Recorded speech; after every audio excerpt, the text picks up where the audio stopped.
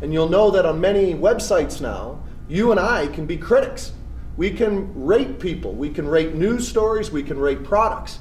Now before, the consumer didn't have that power. Now we can do that, and we've seen some fascinating examples of network armies revolting against a particular product or a particular group. The power of that, the power of the people, and the wisdom of the people has never been amassed like that before.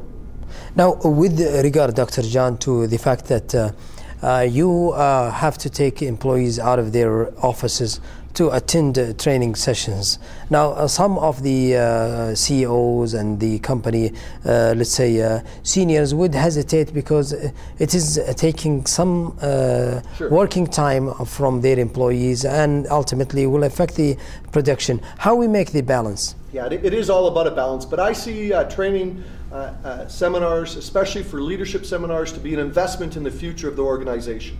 It's important to have the right balance, so we don't want to have our people away for 2 weeks if we can do a very short session. Some of the sessions we've been doing this week are just 3-hour sessions for 2 days. I think that investment is worth it, and I think in that time they can bring back some new ideas, and also they feel refreshed.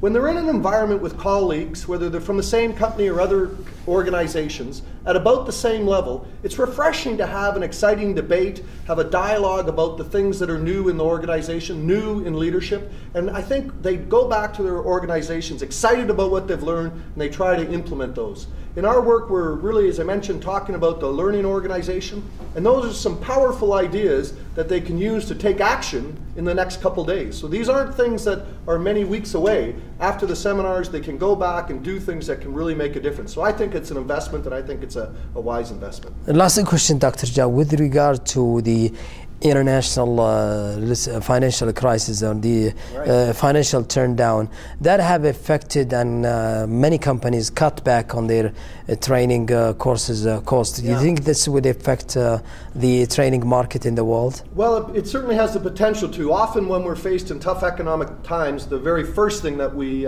take off is training, but that's a dangerous thing to do, because if we don't ensure that we have high caliber people making these very important decisions, arguably the decisions our leaders are taking today are more important than they have been for the last several decades. We have to have people that are ready to do that. We also have to be preparing the next generation. If we have a void of training for the next number of weeks, months, or years, then we're going to not have the next generation ready to take the helm when they need to, and I think it's so important that we do that.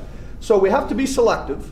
We have to make sure we're getting value for money, to be sure, but I think to arbitrarily cut all training is not a wise thing to do. Let's be selective. Let's find out what we need to do. Let's find high caliber organizations that can help us, but it's essential to make sure we do the right thing. Dr. John, thank you very much. Thank you very much. Dear viewers, we were joined by Dr. John Gieard. He's a professor at Maynard State University in North Dakota State in the United States of America, who is visiting the Kingdom of Saudi Arabia. Thank you very much for watching. Till we meet again, have a good and a pleasant evening.